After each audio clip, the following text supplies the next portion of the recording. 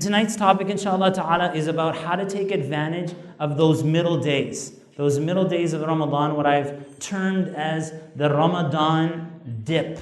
The Ramadan dip and how to take advantage of it. But before I begin with that, let me give you 4 quick reminders so that we can, get started, jump right into the information. I want to remind you, first and foremost, that Allah subhanahu wa ta'ala created us so that we would worship Him.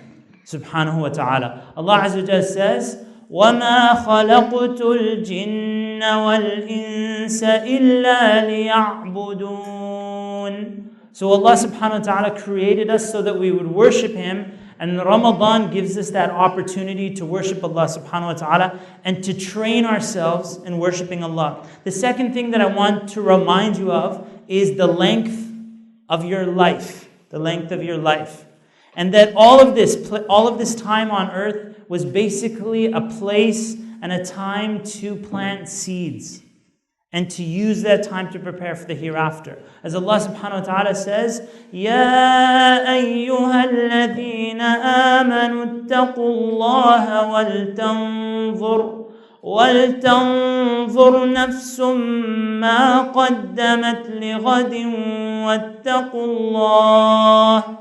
In this verse, Allah subhanahu wa ta'ala says, O you who believe, have the taqwa of Allah, and let every soul look to see what they've prepared for tomorrow. Let every soul see basically what you've packed in your bags and preparation for that journey to the hereafter. And so Ramadan is a time when the market is open. When you go to the shopping center or the mall and you want to buy something and you say, you know what, I'll buy it later. And this actually happened to me like 3 days ago. I went into a bookstore and I found a really nice book. And then I said to myself, the shopping center will be open for a long time. Let me go for a walk and then come back and buy this book at the end. And as the mall was closing down and there was a little bit of time left, I went back to that bookstore to grab my book right before the time ended. And the cage was up and the store was closed. And I didn't get that opportunity to take advantage and go home with a book. I went home with nothing. Ramadan is an opportunity like that. So buy and do your good deeds while the store is open, while you have the opportunity, inshallah. The third thing I want to remind you of is the dhikr of Allah, is the remembrance of Allah. As Allah Azza wa Jalla teaches us in the Quran, وَاذْكُرْ رَبَّكَ إِذَا نَسِيتَ. And remember your Lord if you forget. And that's an interesting ayah, because then you're always in a state of remembrance. Every time you remember to remember Allah, you remember Allah subhanahu wa ta'ala. Ramadan is that time where you build your remembrance of Allah subhanahu wa ta'ala because you're fasting, because of all the good deeds. Also Ramadan, there's a connection between it and the Quran. As Allah subhanahu wa ta'ala says, شَهْرُ رَمَضَانَ الَّذِي أُنزِلَ فِيهِ الْقُرْآنِ. That Shahr Ramadan, the month of Ramadan, the month in which the Quran was revealed. So in this month, the Quran tends to be, for a lot of people, unread throughout the entire year. But Ramadan comes along, and it would be so sad that even in Ramadan, the Quran is misunderstood or not understood, or people don't take the time to contemplate. In Ramadan, there's a focus on completing the Quran, but Allah subhanahu wa ta'ala revealed the Quran so that it would be understood and contemplated upon. So this Ramadan, it's a reminder for myself and for you to take advantage to try to understand the Quran more and more, inshallah. So now, this gap of Ramadan, having said all of that, this gap of Ramadan, it happens typically in the middle 10 days. And this is a human condition, in fact. Whenever we start doing something, a human condition is what you'd call procrastination. For example, if you were to get a gym membership, you start off, you're all excited, and then the middle 10 days, you stop going to the gym for the longest time. Some people make it to the other side or not. Look at an assignment that you have in university. You say, this time I'm not going to procrastinate.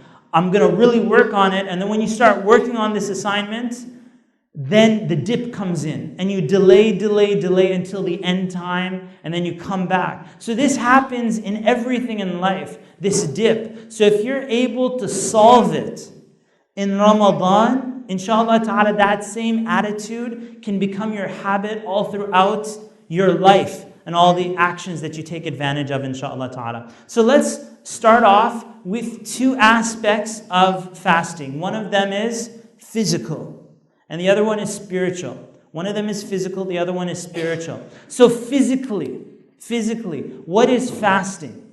Right? To abstain from food and drink from the morning to the evening.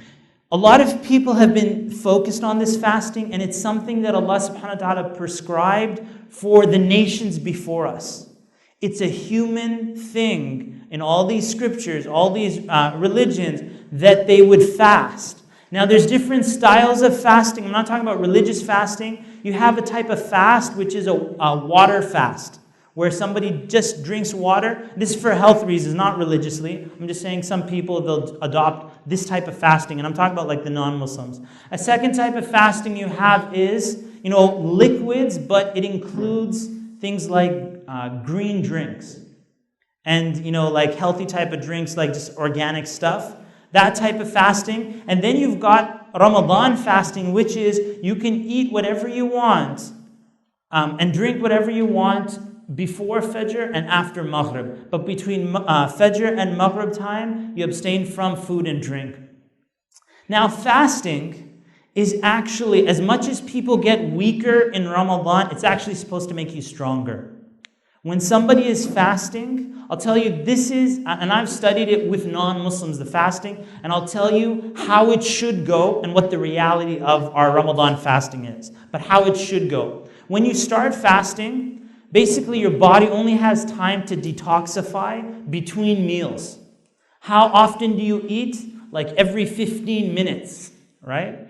So your body never gets this chance to really cleanse. You eat, for example, 32-ounce steak for lunch, and then 1 hour later, you've eaten a snack. 1 hour later, it's like dinner time, another 32-ounce fish you're eating. So the body doesn't get a chance to process this. The analogy is like a sink, and the sink has a drainage system.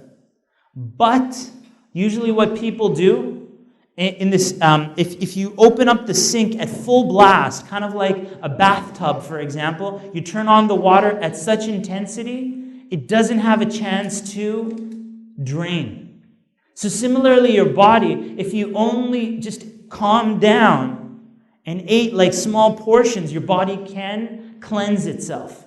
But that's just the problem with the way that we eat, is the body doesn't get a chance. So Ramadan time comes along, and finally your body gets a chance to cleanse, detoxify physically. So this is what should happen. Day number 1, as soon as you start fasting, you're going to get sick. This is what should happen. Why are you getting sick? It's not because you're fasting. It's because of the junk that you ate for the last 11 months. All that coffee, all that, fried food, all that stuff like that. The body finally gets a chance to cleanse, so you get sick. And what's going to happen on day 2? You're going to get more sick. And on day 3, your mind is going to start to get foggy. Okay? So you're actually progressively getting sicker and sicker, but by about day 4, it's almost like a cloudy fog. The first rays of light start to open up, and you get clarity. Have you ever noticed after a rainfall that it's clearer than before the rain? Right? Just kind of like the light starts beaming down, and there's such brightness. About the 4th day, that will begin. By the 5th day, you'll start to feel euphoric. And by the 6th day and moving forward, maybe between 6 and 10 days, you go into a zone where you're actually stronger. So if you fasted properly, the middle 10 days of Ramadan, you would be Superman, Superwoman. If you did it properly. The problem is nobody does it properly. Okay? This is the way it should go, and this is what you should be aiming for. Now, let me tell you how, kind of culturally what we do and how that messes up our fasting and why we don't get stronger in Ramadan. I don't know where to start. Should I start with samosas or should I start with biryani? The foods that we eat. Because Ramadan at this time is coming towards the summertime and the hours are earlier, there will be a tendency, this is doing some realism here, there's a tendency of people to skip suhoor. They're going to skip suhoor. So if they do that, they are technically fasting and dehydrated from the night before. So if they went to sleep at 11 o'clock at night, basically their fasting is going to go from 11 o'clock till maybe 9, 10 p.m., depending on what time Maghrib. So they're basically fasting like 11 hours. And the Prophet ﷺ said that the ummah will continue to be in khair and in goodness so long as they delay their suhoor. Right? So long as they do their suhoor, they delay their suhoor closer to Fajr time, the ummah will be in khair and be in goodness. Now, most people, they skip suhoor. That's, mistake number one. When the person finally eats at, say, Maghrib time, whatever Maghrib time is for you and wherever you're from, when they finally get the chance to eat, they're so hungry that they have a misconception. They think that they are a camel. Why? Because a camel can store water. Human beings are not camels. They cannot store water like camels do. They can't store food like camels do. Human beings can store food. It's called fat, right? But they can't do that. So even though you're hungry, even at that, it doesn't matter how hungry it is, it's the same plate of food. It's not that you eat more, it's going to make a difference. It should be the same plate of food at that time. So now, remember what I said, that bathtub, when you turn on the water, the fire hydrant worth, the body can't cleanse itself. So when it's trying to cleanse itself, and it's going to give you the opportunity to become stronger, you come along and you slam the body with all these toxins, all these poisons. They come slamming down into your body. And I know they taste good. I asked a doctor this. I said, if fried food is so bad for you, why does the body love to eat it? Right? He says, well, maybe in hot countries, the people where they don't have food, they might need to eat like these fried. It might have some evolutionary benefit, but we don't need to store foods. Okay? So I'm going to give you exactly how you should be eating your iftar. So number one, don't miss suhoor no matter what. Tip is this. Sometimes it's hard to get up and go make some suhoor that morning, the pre-dawn meal. What you should do is get some foods and put it by your bed. So a cup of water, maybe like a fiber granola bar or something like that. Something that just is right by your bed. So as soon as the alarm goes off and it's time for suhoor, you just roll over and start drinking. Right? So at the very least, you've eaten something for suhoor, you drank something for suhoor, that's good. At iftar time, a tea saucer should be your serving plate. Right? Never go beyond a tea saucer. That's psychologically as well. When somebody says, finish your plate, you'll be like, okay, no problem, because I'm eating in a saucer. Right? That should be what you eat in. You put a little rice, you put a little meat, a little salad or whatever, you eat it, boom, you're done. That's it. And drink more water. Get yourself a liter of water and just start sipping along in the water and you're eating in tea sauce. Do you feel healthy as I say that? Doesn't it feel healthy? I'm just wondering, okay? And then later on, maybe in an hour and a half, 2 hours, you might start to feel a little hungry again, which is no problem. That's natural. Now you've got some snacks with you. When I go for Taraweeh, I have like a fiber bar with me. Right before Taraweeh starts, I'll eat the fiber bar, have some water, drink with my right hand. And now I'm good for Taraweeh. After Taraweeh, it's like maybe I'm hungry again, back to that tea saucer, have another meal, go back to sleep. And there you go. If you did that consistently, for at least try it for the first 10 days, you'll see that your energy will start to zoom. And you'll, like I said, start to feel euphoric. And the consequence of not doing this is that you're going to be run over by a semi-truck. And that's what's going to happen, and it's at the consequence. That samosa and that oily food and eating in a serving plate that's this big, The consequence is that say goodbye to your middle 10 days of Ramadan. You cannot physically get up for Salah with that much food. It's not physically possible. And I give you this example in Taraweeh for the Imams. I lead Taraweeh prayer, and if I was to eat a meal like that and then go for Taraweeh, I would choke and perhaps have a heart attack. And then I wonder, how do people eat this and then come to pray behind? And I realize they don't. They eat that food, but they don't come for Taraweeh because you can't do both. And so Ramadan is the month of feeding, not eating. Right? Ramadan is the month of feeding, not eating. So you want to focus on feeding other people, inshallah ta'ala. Ramadan's also, that's physically. What about spiritually? Allah subhanahu wa ta'ala says, Ya ayyuhalladhina amanu kutiba alaykum as-siyam kama kutiba ala alladhina min qablikum la'allakum tattaqun. So that you would have taqwa. So that you'd have the taqwa of Allah subhanahu wa ta'ala. Now, what does taqwa mean? It's frequently translated as God consciousness, or the fear of Allah, or righteousness, or something like that. And I know, growing up in Canada, that I don't even know what those words mean in English. And I'm pretty sure you don't either. What does God consciousness mean? You know, you hear it, and you just pretend like you know what that means, but you don't. Okay? But you hear the word taqwa being said again and again and again, and you don't know what it means, but you never ask. And if you did ask, the person would tell you God consciousness. And then you're like, oh, okay. It's English, so I'm supposed to know what that means.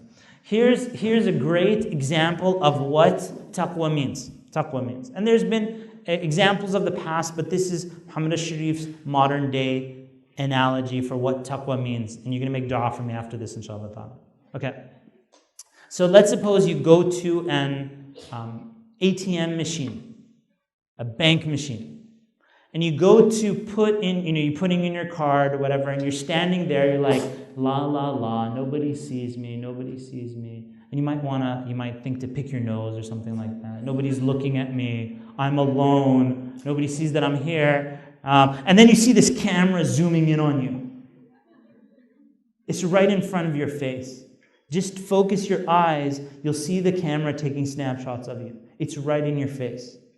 And I'm pretty sure that every time you've gone to a machine like that, you haven't consciously realized that you were being recorded. Right? Correct? You're not conscious of it.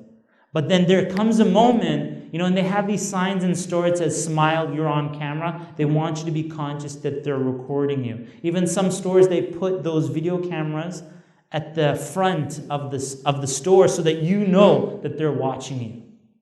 So now, consciousness, when you're talking about taqwa, it's to realize that Allah subhanahu wa ta'ala is watching you. That you are being recorded.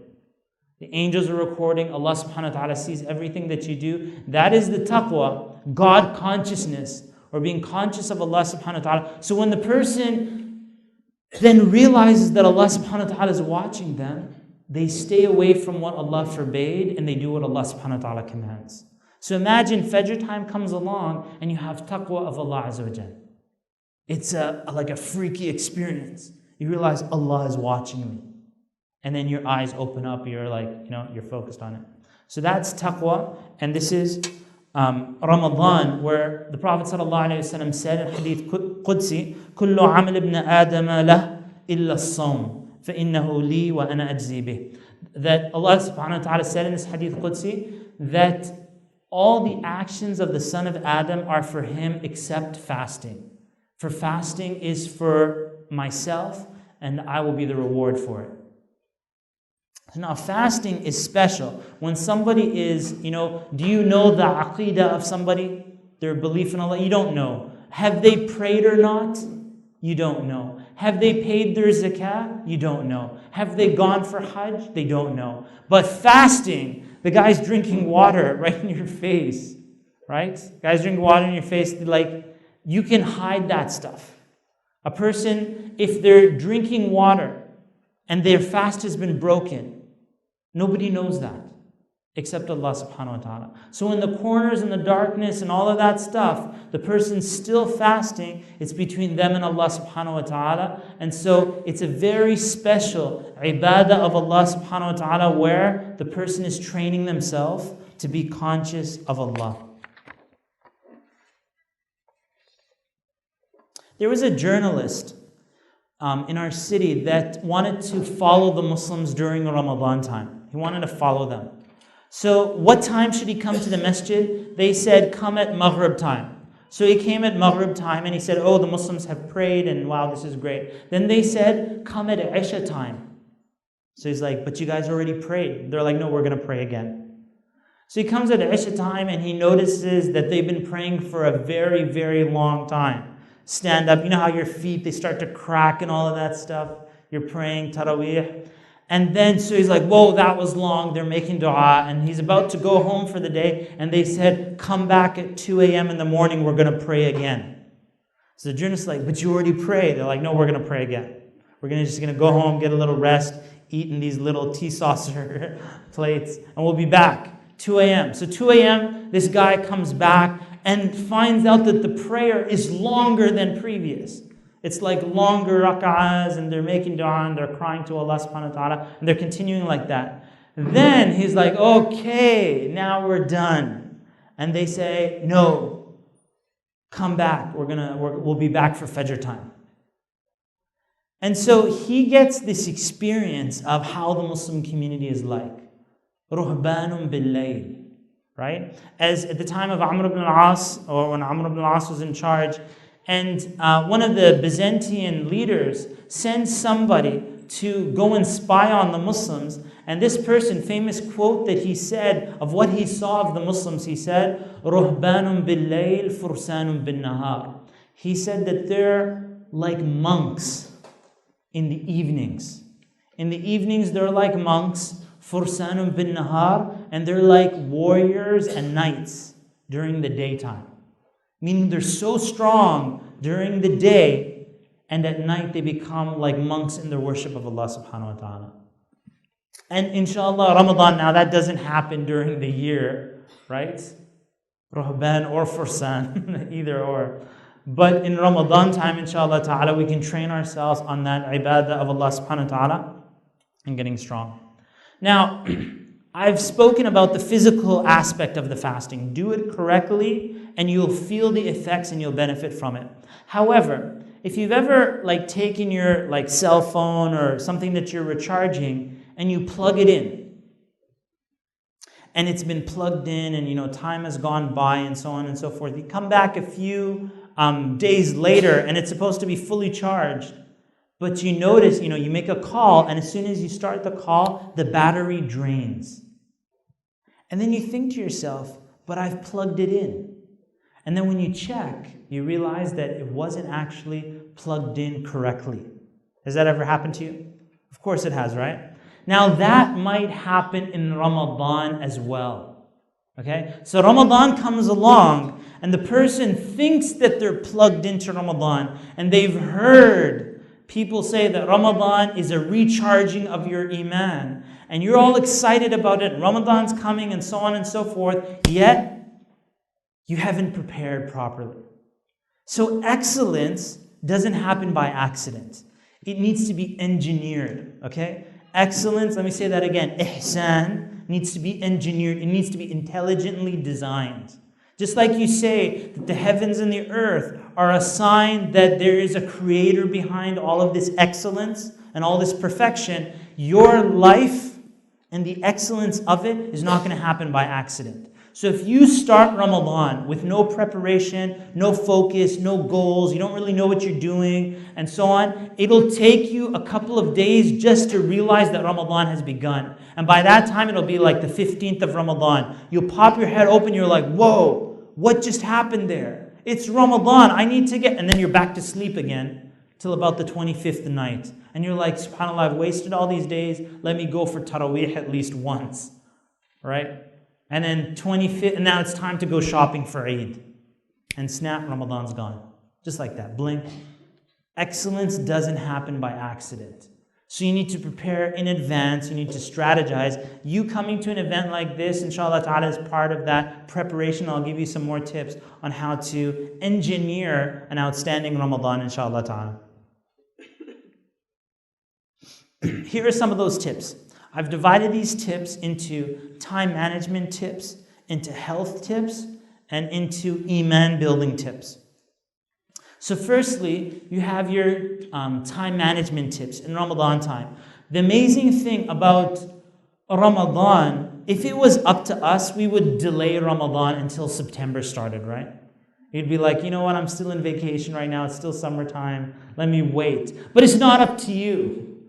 Allah says, now's the time to fast, so we start fasting. So we would wish to procrastinate, as a human condition is, but the salah times come along, Ramadan time comes along, and it teaches us to master our time and not to delay things, okay? So one of the techniques that I would advise you is you want to automate as much as you can during the month of Ramadan. By automation, let me give you a very practical tip for time management automation. Rather than trying to cook every day for Ramadan, why don't you cook multiple meals and freeze them? So that the meals are already ready and they've been packaged and prepared and they're sealed so that every time a meal comes along, you just take it out, you warm it up, and you can eat. And it's like a proper meal. You've already prepared a whole month's worth of food or a whole week's worth of food all in one go. So that the food is pre-packaged and you're already, not packaged, you're not packaging it, you're cooking it, but you're taking the time to put it aside. Another automation is, like I said about suhoor. Rather than trying to wake up and manually remember and where did I put this and where did I put that, chances are you'll miss suhoor like that. So instead of doing that, put your suhoor, those simple snacks, right beside your bed. So that even if there's just a few minutes before Fajr time comes up, at least you drank something late, at least you ate something. Secondly, you want to buddy up. You want to buddy up and team up with somebody who has no problem managing their time during Ramadan. Who is that person? Who is that person that has no problem with Ramadan? If your mother's still alive, she's the one. Okay? Moms are great. They wake up for suhoor, they cook, they're up for salah, they go for taraweeh. It's like Allah blessed them with this power, that they're like Ramadan machines, mashallah. So if that's the case, you go to your mother and say, you know what, I was just at this lecture with Shaykh Muhammad Alshareef and he said, I want to be your partner during Ramadan time. So take care of me. We're going to do suhoor together. We're going to do iftar together. We're going to go for taraweeh together. And take care of me, I'll take care of you. And the mom says, wow, I feel so good. Sure, no problem, right? So buddy up with somebody who has that strength. I would also recommend time management-wise to divide your Ramadan into 4-day segments.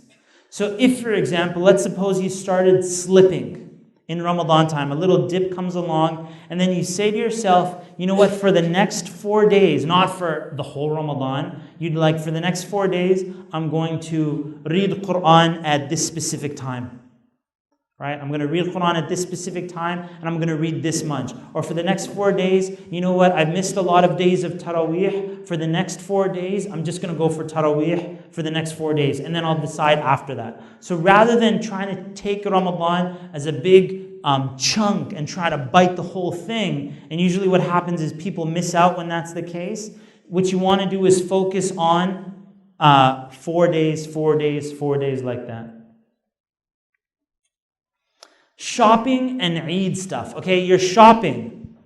The shopping that you want to do during Ramadan time, I would say do it now, before Ramadan time starts. So when you go grocery shopping, normally what you might do is get enough supplies for 5 days or 1 week. I would tell you, get 2 carts or 3 and just fill it up. Get a month's worth of groceries done in one go. So that a month worth of paper towels and toilet paper and all the stuff that you need, so you don't have to be spending your Ramadan time going back and forth to the stores. Okay, so it's like the Ramadan grocery shopping. And the same thing is like Eid clothes and things like that. Rather than spending the last 10 nights of Ramadan in the mall, in the shopping center, trying to get stuff for Eid, prepare for it from now. You need like a new shirt, you need a new dress, you need to buy some gifts or something like that. Get it from now. And just put it aside. These are your Eid clothes, and this is whatever, so that you don't have to waste your time in the last 10 days of Ramadan. For iftars, this question comes up is, what if people start inviting you for iftars every day? Does anybody have that? Like every day you're invited for iftar? I don't get invited like that, but I would say go to those iftar parties sparingly. And you definitely don't want to go to any iftar parties in the last 10 nights of Ramadan. Okay? The Prophet ﷺ, even though, because I've been thinking about that, like, is iftar parties the Ramadan spirit or is it not the Ramadan spirit? Iftar parties, interestingly, if you look back, the Prophet ﷺ encouraged us to feed people in Ramadan. Hence, the idea of an iftar party comes along. Somebody says, well, there's an encouragement to feed fasting people, so let me have an iftar party. The problem with the iftar parties is that they're so lavish and they're so big and there's so much food being consumed that people don't pray Taraweeh after that. And so much preparation goes into it that much of the Ramadan time goes into just the party. So here are some suggestions. Number one, before I tell you the suggestions, the Prophet ﷺ in the year before he passed away, ﷺ, he did i'tikaf for 20 days. Okay, not the last 10 days of Ramadan, for the last 20 days of Ramadan. Meaning that, so when they're doing i'tikaf, there's a focus on the worship of Allah subhanahu wa ta'ala. I'tikaf is seclusion in the masjid. So the iftar party culture, the Prophet ﷺ, that wasn't their culture. That they would leave the masjid and go out to parties and so on and so forth, and Taraweeh gets messed up and so on and so forth. Okay, I'm not saying don't do iftar parties. Here are some tips for the iftar party. Do it in the masjid. Okay, a lot of masjids are built with some feeding facilities. The reason I say do it at the masjid because when salah time comes, you have to go pray. You can't be at a house far away and you're just too tired to go to the masjid now. Salah time is going to come. Also, if you want to feed a fasting person, go to the masjid for Maghrib time, for Maghrib salah. And bring with you some foods that are like the best foods. Everybody's bringing dates and stuff. You bring, I was going to say samosas, but I told you don't eat samosas. I don't know. Bring some foods that, people want to drink, people want to eat, people want to drink and stuff like that. And now you're going around, hey, I got the good stuff. And now you're feeding all these fasting people. Alhamdulillah, you got, that reward of feeding fasting people. And also you want to look at feeding fasting people in different parts of the world. You don't necessarily have to feed them in your locality. You can go to, I know like a place in one Muslim country, you can feed a whole orphanage every day of Ramadan for like $300. $300. Feed an orphanage of children and they're fasting in Ramadan every day for the whole month for $300. And so now you start to maximize, the money that you spend, you can start feeding people all around the world, inshallah ta'ala. In many Muslim countries, they have iftar programs like that, so you can get that done. Okay, here are some health tips now. Some health tips. Number one is something called circadian rhythm. Okay, circadian rhythm. A circadian rhythm is something that you've experienced and you probably didn't know the name for it. But let's suppose Fajr is at 5:30, okay, and you forget to put your alarm on. I'm sure you've had an experience like this. You're sleeping, boom, your eyes open up, and you look at the clock and it says 5:29. And you're looking at the clock for a few seconds and then the alarm goes off. How many people have experienced that before? Okay? So what that is that your body gets into a rhythm, and it expects certain things at specific times. It expects to wake up at this time. It expects to be fed at this time. It expects that this is the time that you nap. So you get into a rhythm. In fact, Ramadan, it changes each year. And so you're trained to change like these circadian rhythms, to adopt new rhythms. If you look at Fajr and Isha, sometimes they're like in the middle of the day, sometimes they're pushed to the the border times of the day.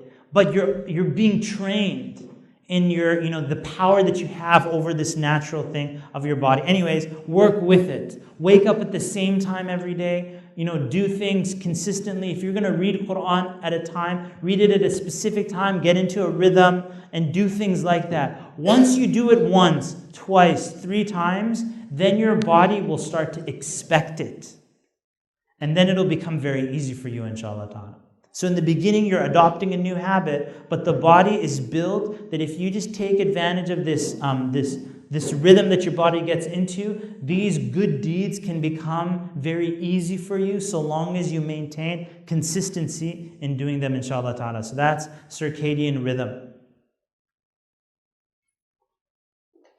I would tell you that in Ramadan, there's an opportunity to train in many different ways. And one of the things is to, in Ramadan time, because you're going to be fasting anyway, why don't you detoxify your body physically while you're at it? So this is what I would do, and I recommend it for you, inshallah ta'ala, is get yourself some fiber. I'm trying to think of some sort of products that are easy for you to get. If you go into a health store or one of these vitamins and pills type of stores, they all have sections on detoxification, right? I'm not going to recommend any specific product, but just go through it and you'll find stuff that'll be like, basically you're looking at fiber, okay? That could be as simple as fiber tablets. You have alternatives to fiber, psyllium, other things like that. Basically detoxification. So that when you wake up for suhoor or iftar, you have your saucer of food, but you also take fiber with it. Or you take some of these psyllium or something like that, maybe a spoon of it, and now you drink a lot of water. So 1 liter at suhoor time, 1 liter at like iftar and moving beyond iftar time and so on and so forth. So you're drinking enough water and you're getting this, you'll find that that's going to hasten the cleansing of your body, inshallah ta'ala, health-wise. And every year in Ramadan time, I would encourage you to do something like that. To take advantage, you're not going to be eating during the day anyway, so you want to maximize that, inshallah. I mentioned health-wise to prepare your foods in advance so that you're not eating like junk food. If you prepare like good foods and tasty foods in advance, what I would do is if I bring home the food, I actually started cooking recently, mashallah.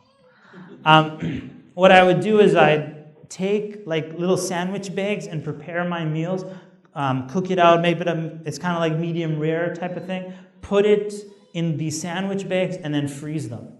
So every time a meal comes along, I just take one of these sandwich bags out. It has the meal in there. Put it in, the cooking machine, and then you're good to go. So you can prepare like a week's worth of food in one go, and then eating becomes something simple. It doesn't have to be this big drama, theatrical play that people do when food time comes along, inshallah.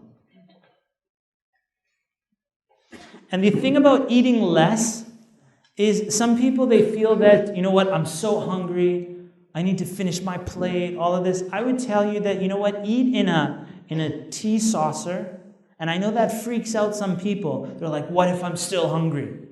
You know what you do if you're still hungry? Get some more.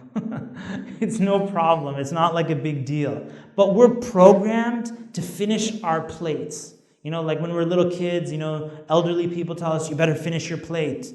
You better finish your plate. Isn't it interesting that little kids, they don't finish their plate? They don't eat as much as the adults do. But somebody programmed us to finish the plate no matter what. Anyhow, there's this statement, this is kind of just a side point, where somebody says, finish your plate, there's starving kids in Africa. How many people have heard that before? Okay, all the sisters heard it, and half the brothers. There's starving kids in Africa. My question is this. How is it that you stuffing your face is going to help starving kids in Africa? How does that work? So once you eat all that food, take a picture of yourself, send it to kids in Africa, and tell them, at least the food's not going to waste.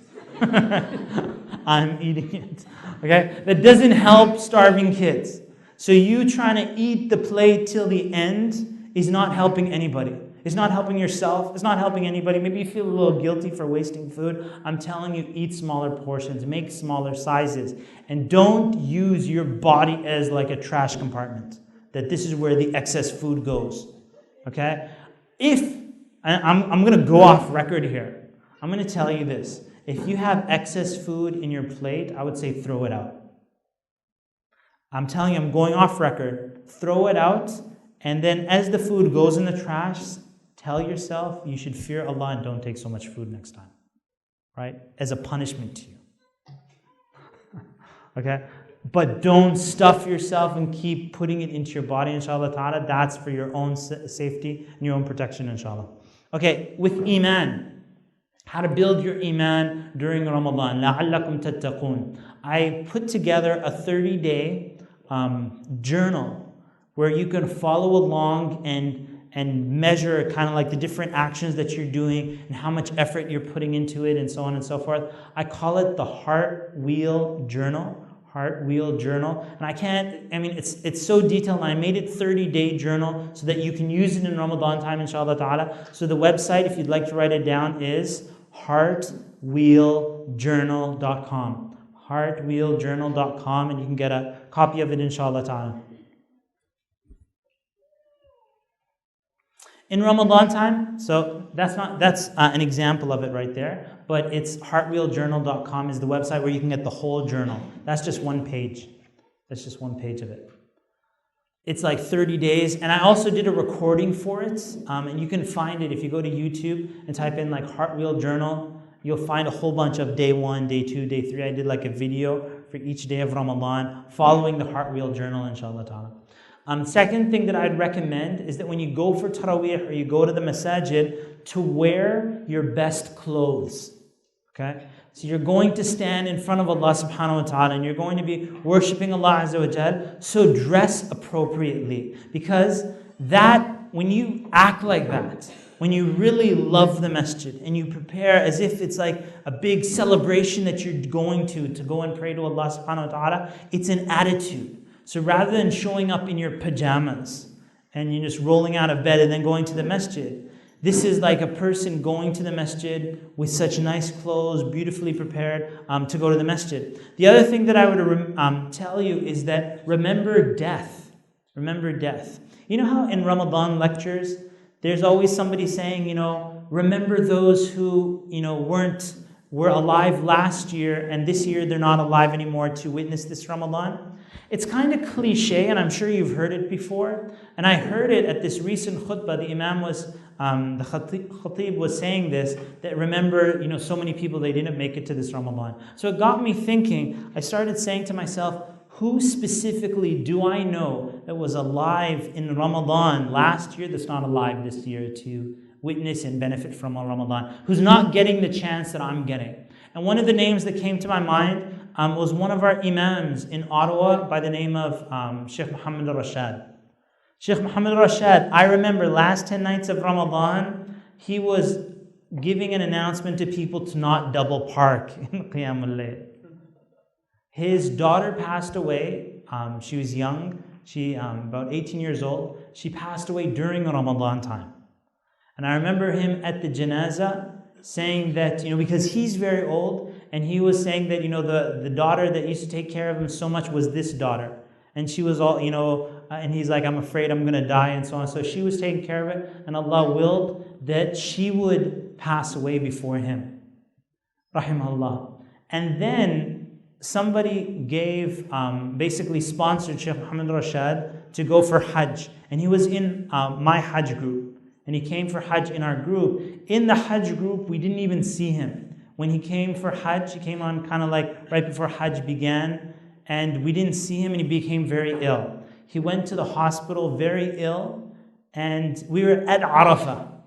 We're at Arafah, brother gets off the phone, and we're about to make dua. And then he says to everybody that, you know what, Shaykh Muhammad Alshareef, he died today. What day did he die? On Arafah day. Where did he die? In Mecca. He died in Mecca. Okay, now, check this out, because even if you plan something like this, it wouldn't work. This is like textbook. This is how you want to die. He died on Arafah day. His body is washed on the night of Muzdalifah. And by Fajr time, on Eid day, when they're praying Eid Salah at the Kaaba, and they're like, As-salatu ala al-mayyiti yarhamukumullah, they bring in his janazah. He's one of the people that were... How do you die perfectly like that? So you show up on Eid day, at the Fajr time, at the Kaaba for janazah to be prayed for you. And he's buried in Mecca.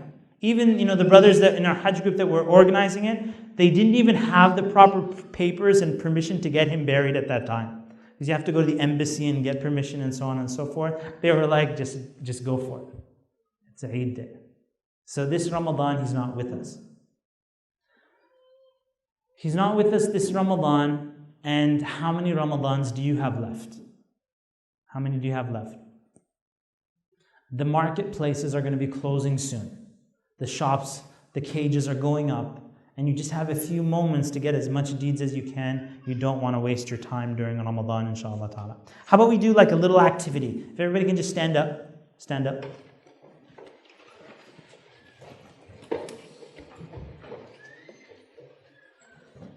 It's been my experience with Ramadan that when I was younger, I said to myself that in these last 10 nights of Ramadan, if I were to make the same dua every night for the last 10 nights of Ramadan, I would correspond my dua to one of the Laylatul Qadr. I would be making 100% guaranteed that my dua would arrive at Laylatul Qadr.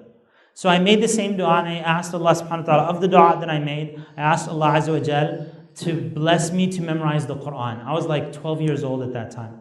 To bless me to memorize the Quran. Last 10 nights of Ramadan, and I specifically said that within 2 years, Allah bless me to complete the Quran. And 2 years later, I had completed the Quran. Alhamdulillah. So then I realized this many years later that Ramadan comes along every year and there's always the opportunity to renew your du'as to Allah subhanahu wa ta'ala. What are the things that you're focused on in your life now that you want to make dua to Allah Azza wa Jal? So don't miss out on the opportunity. You want to, like I said, engineer and strategize how you take advantage of this Ramadan. So this little activity, I want you to imagine that Allah subhanahu wa ta'ala is saying to you, make dua to me, whatever you ask, and I'll grant it.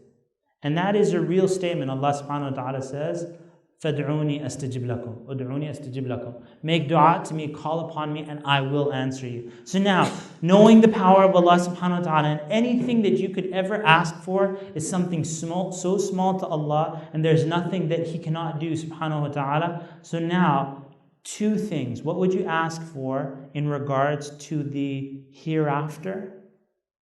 And what would you ask for with regards to this dunya, this material world? So two things. So go for it. What would you think? Think for yourself. What would you ask for with regards to the hereafter? What would it be? What do you want specifically?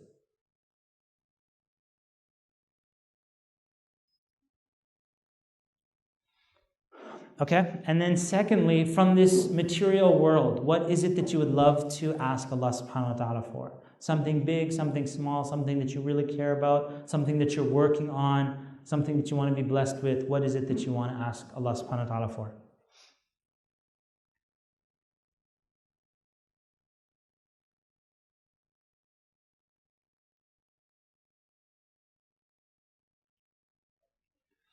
I would add a third one as well, is what would you like for your community? What would you like for your community?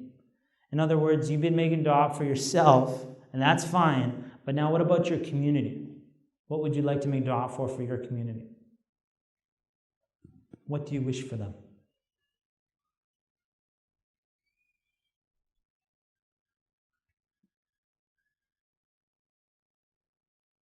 Okay, great. Have a seat.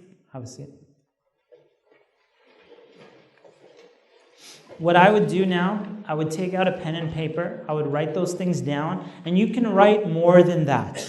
I'm just starting you off, kind of like getting your feet wet, but I would say that you don't necessarily want to push it beyond 6 things. The reason that I say 6 things is because if you start making dua for a whole bunch of stuff, you become like distracted.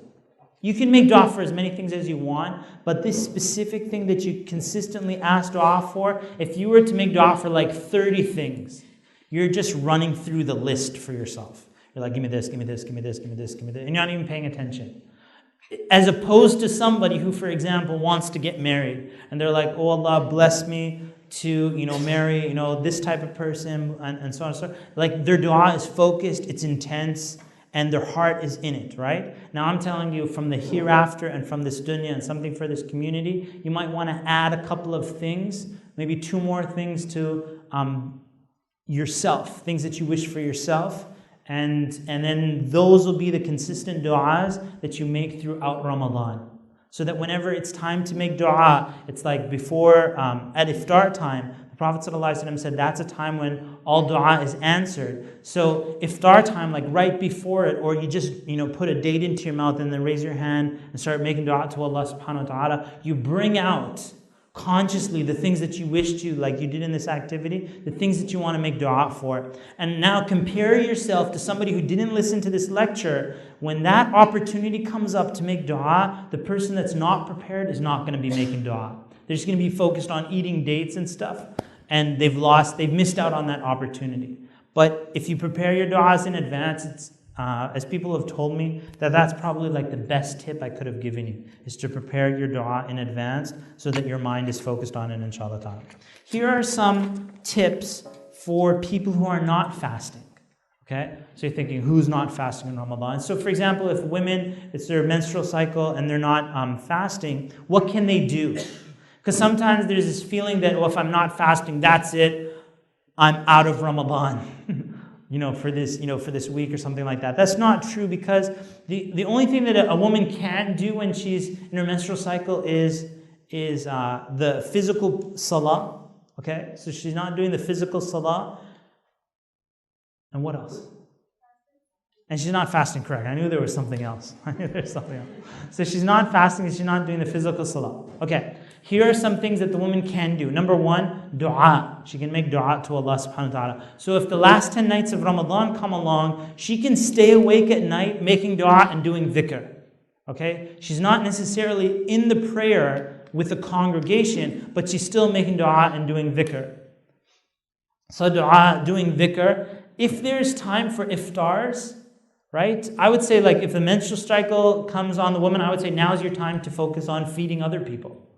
Right? If you're not fasting, here's the chance to, I'm going to prepare some food, make food for other people during these days when I'm not fasting. Volunteering. During the menstrual cycle, if a woman's like, for example, there's kids running around and stuff like that, and people need to focus on their prayer, and a woman says, when my menstrual cycle comes along, I'm going to volunteer and take care of the kids at the masjid so that people can focus on their prayer, for example. Or there could be other volunteering activities happening in and around the masjid, or so on and so forth. Listening to lectures, and that's anybody can do that, whether menstrual cycle or not, fasting or not. There's a whole bunch of Ramadan-related lectures. I gave you some examples from my own, and you can find others. People do like Ramadan series. Reading Iman books, right? Reading Iman books that can increase your Iman. And also the topic of reading Quran. Is it permissible for a woman in her menstrual cycle to read Quran? And Shaykh bin Baz, rahimahullah, I checked this out, and the answer is yes, it is permissible for her to read Quran, even in her menstrual cycle. Okay, so she can be reading Quran. Second thing is that we're talking about Ramadan and focusing and not dipping and all of that stuff. Chances are that a whole bunch of you are going to dip during the middle days of Ramadan. So what do you do when that happens?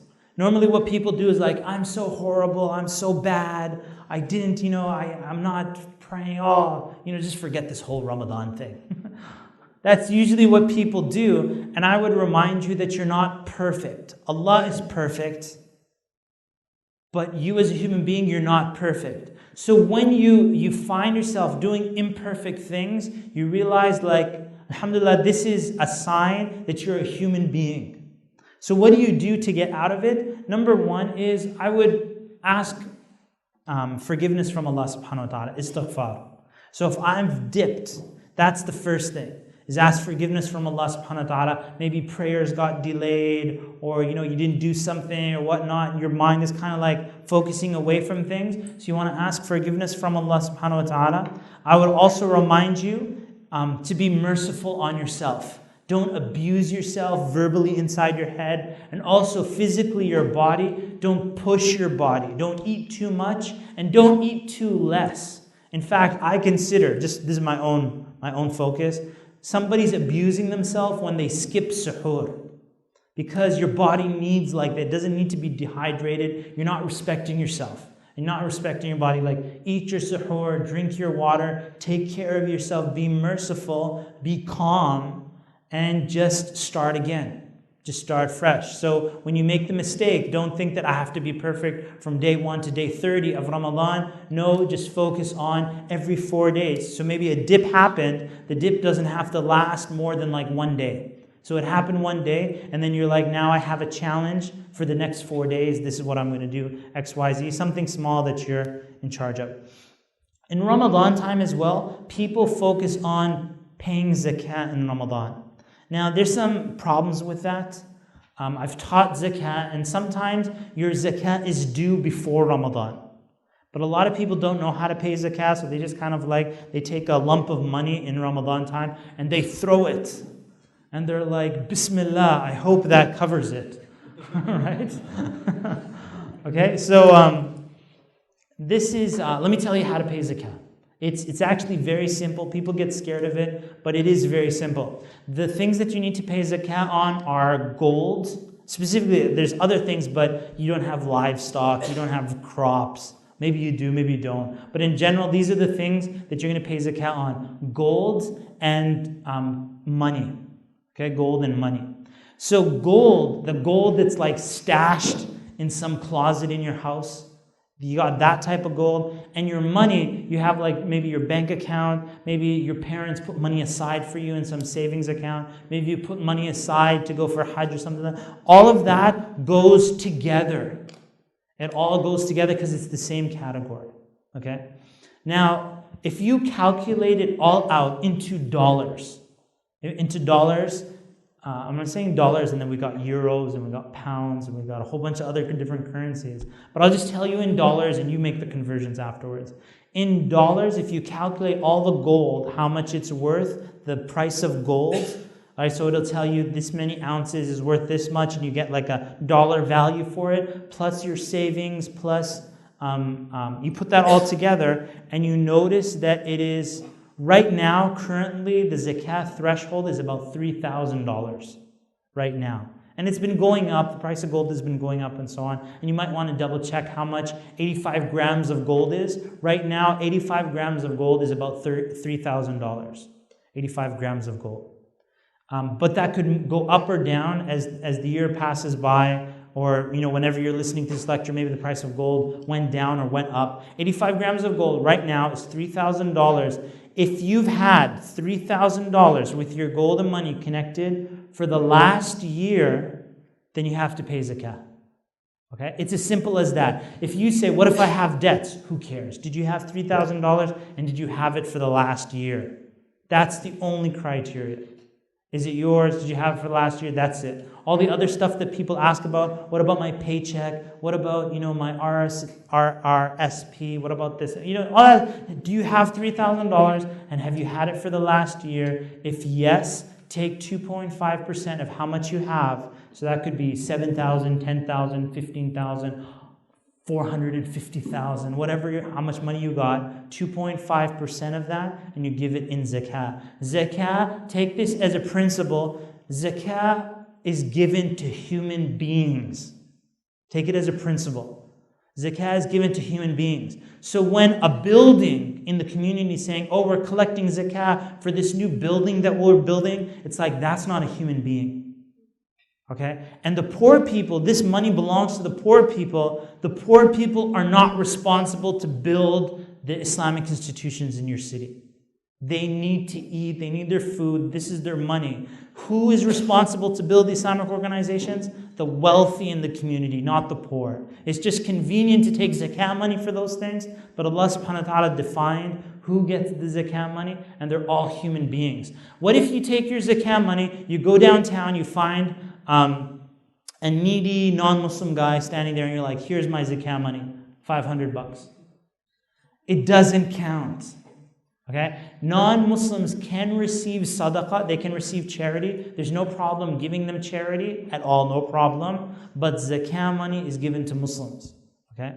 Zakah money is given to Muslims. You can't just hand it out like that. So research it a little bit more, but that's basically the foundations of how to pay zakah. So in conclusion, I want to recap what I said in the beginning. I said that in a marathon, a 30-day marathon, right? There are a lot of people at the beginning, and there are a lot of people at the end. Those are the spectators.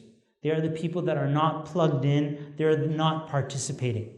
There are a lot of people that you find at the beginning of Ramadan that get hyped up, and there's no problem. There are Muslim brothers and sisters. There's no worries about that. And a lot of people hyped up on Eid prayer and so on, a lot of celebration, so on and so forth. But the middle days of Ramadan, just like in a race, the people that are there are the participants. So you want to make some goals for your dua, the things that the adhkar, the Quran you want to read, the contemplation, and all of that good stuff. Engineer it and put intelligence into it and prepare your Ramadan, inshallah ta'ala, for it to be the most outstanding Ramadan of your life. A final tip is that Ramadan brings the opportunity to recite the entire Quran. Many of you recite the entire Quran, or you're listening to the entire Quran being recited. It's been what I do every year for Ramadan is I take a different focus and I focus on all the verses related to that topic. So for example, one year, I took on the topic of depression. And as I was preparing each day in Taraweeh, I would look for verses that are talking about depression. And I would start focusing on it. When I'd give like a khatira, like a 5-minute talk after leading Taraweeh, I would bring up these verses and share it with those who'd pray with me. So this year I have something special for you, inshallah ta'ala. My topic that I'm going to be focusing on this year is, and the reason that I chose this topic is because I just came back from Spain, from Andalus, just a few days ago. And a lot of people, they see all the spectacular things that the Muslims of the past achieved, but there's this question of, well, how did it fall? How did it rise in the first place is the question that I asked. But how did it fall? And the answers lie in the Quran. So the topic that I'm going to be taking on this year, inshallah ta'ala, is unheeded advice that the perished nations didn't take.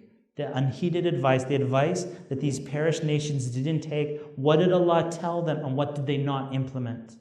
So that we can start getting a glimpse chapter after chapter from the Quran of what Allah subhanahu wa ta'ala told them. So these little mini lectures that I do, these 5-minute lectures after Taraweeh, you probably don't have an opportunity to view them, so I'm going to be making little videos, inshallah ta'ala, every day throughout Ramadan. Where can you find those videos?